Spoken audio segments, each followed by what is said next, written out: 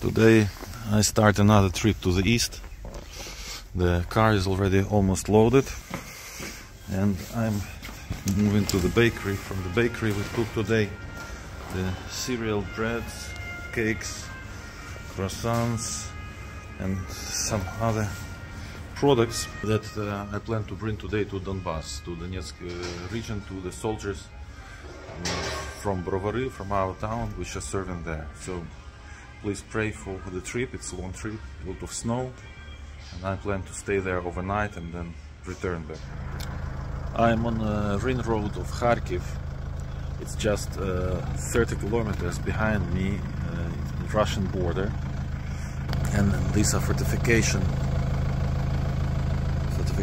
built during the first months of the war. That's how Kharkiv was meeting the Russian aggressors. But also now you can feel the tension in the air. It used to be a very lively road. Now you see damages caused by the first attacks of the Russians. But also there are less and less people now in the town. There far is Russia. And I'm driving thanks to many friends who were helping. Also thanks to Eric and his friends in Rysen, who collected quite some foodstuffs and other products. Also my nephew borrowed me the car because I'm driving more to the area of the Frontline, where the roads are really not as good as here. And actually, as I'm driving, I can see that the roads are getting worse and worse. And also, well, there are less civilian cars, there are more military cars everywhere. I'm not sure how much I will be able to film there, but I would like to thank everyone who is praying for us, praying for Ukraine. And I would like to say that we keep on fighting, we keep on hoping also, because actually there is a bit less hope now in this international support. But I really hope for God's miracle and God's support for Ukraine.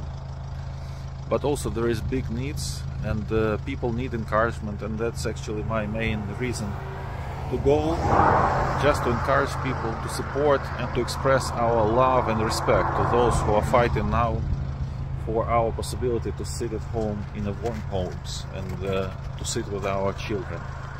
Thank you, and may God bless your day. Here I'm near Zoom, driving on this road that I already passed many times. One of my colleagues in Zealandia is from this region. She said that in Ukraine and elsewhere people are speaking a lot about the war, but actually they don't see the war.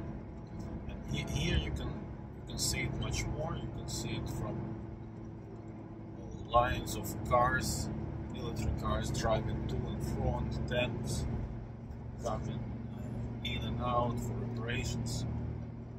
But also this emptiness of the villages, emptiness of the towns, and just this feeling of tension all around. And at the same time, some people continue living. And also, what I noticed from my last trips, I see much less humanitarian aid transport. In the past, you would drive and you would see all kind of microbuses, obviously driving with food products and other supplies, and now not anymore. At least this time it was really for me kind of new thing. I really don't see many cars with humanitarian aid, but I see a lot of military, and I saw many columns of cars driving from Kiev area to here to the east with soldiers, but obviously already not new soldiers, so these soldiers after rotation coming back. And a lot of people are kind of discouraged now because Ukraine needs more and more troops or soldiers in the times when many people already are not so willing to go, because it's obvious that this war will take a very long time. For some, a lot of people, it will be lifelong time, and we really would like to see Ukraine free. Really would like to see Ukraine independent. But unfortunately, we see around Ukraine more and more destroyed, and the feeling is that the West is giving us as less weapon as possible, just enough to keep the front line, just enough to stand a bit against Russians, and just to try to weaken the power of Russian army. But it is absolutely not enough for any serious military actions. So I'll see what I see here. It's -12 already. It's already getting dark. So when I get to soldiers, it will be already like 6 o'clock in the evening. It will be, but it will be very dark. So most probably some filmings I'll do. Here we are driving already in the area where there is no phone connection, no internet connection. We already passed the block post after which civilians are not allowed. I am driving behind friends from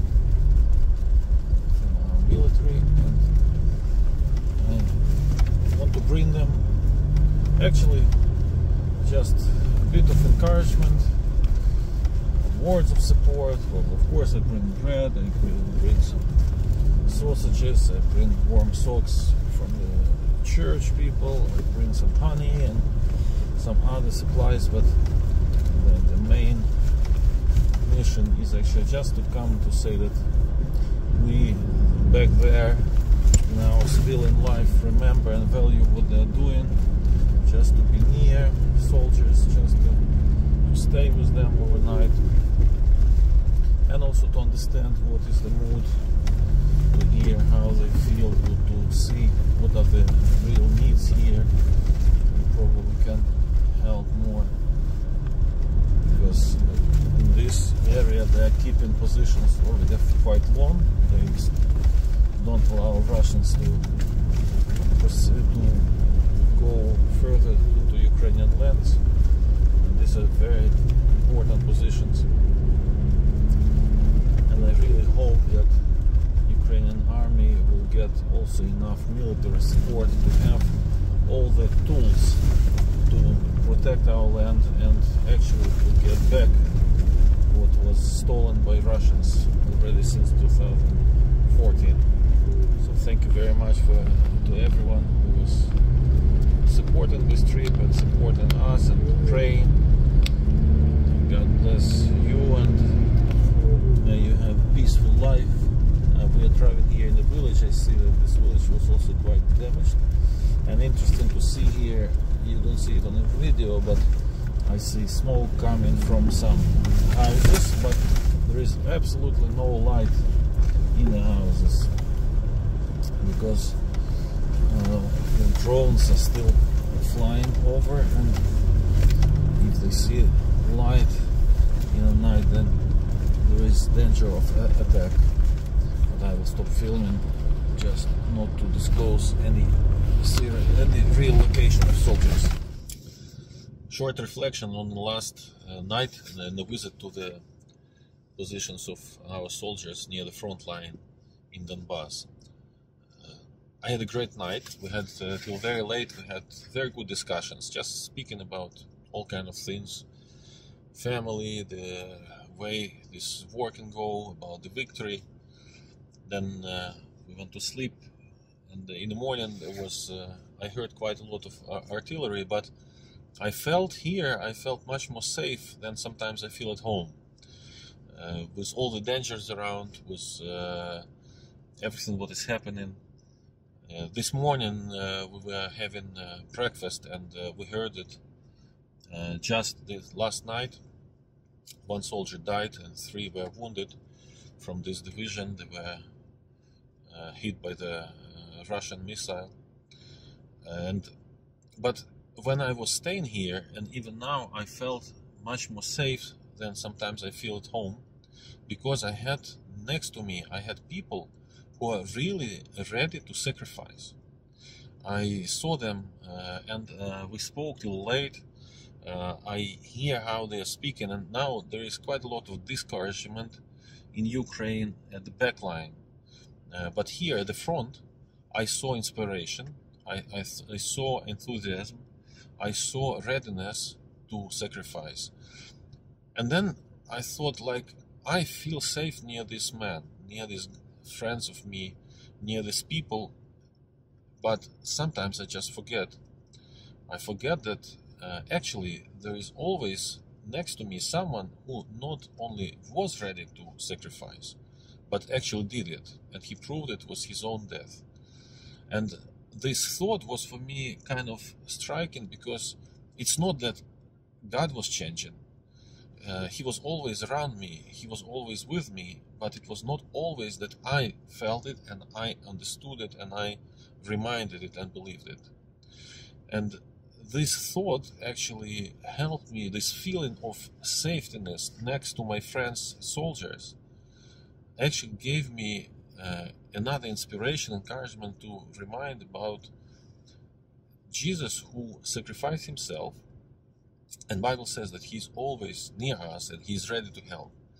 And this was really for me big encouragement this morning, and good reminder that he did not change, but I sometimes change, and I sometimes forget about that.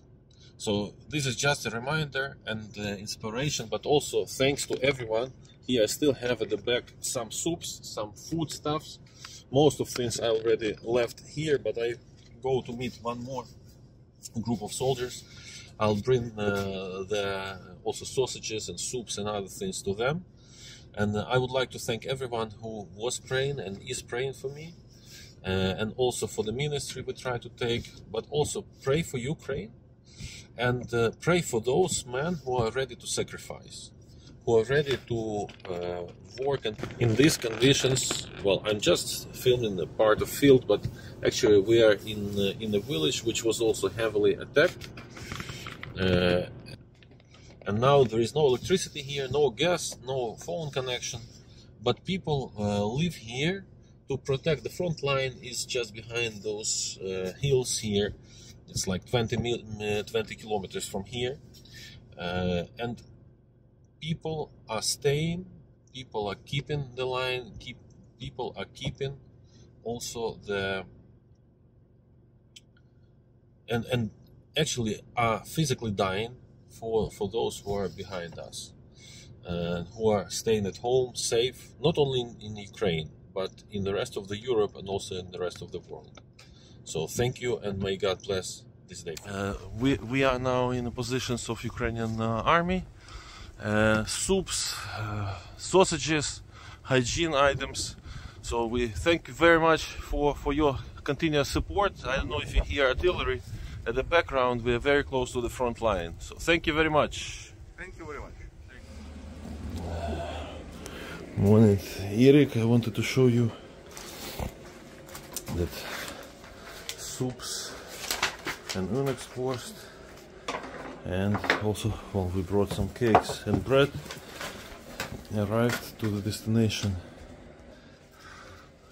I'm in the premises where our soldiers live. I cannot film much, but you can see things for evacuation of wounded. You can also see the weapons staying here. And we delivered up to the front line the presents from Netherlands, and also I brought the Gospel, New Testament in camouflage, and some other products. So I had the possibility to stay overnight, so thank you very much to Eric and everyone in Rysen who was helping, and also all the others who made it possible to bring food and some joy and hope and a message of gospel to the most difficult places of the front line in Ukraine. So God bless you day.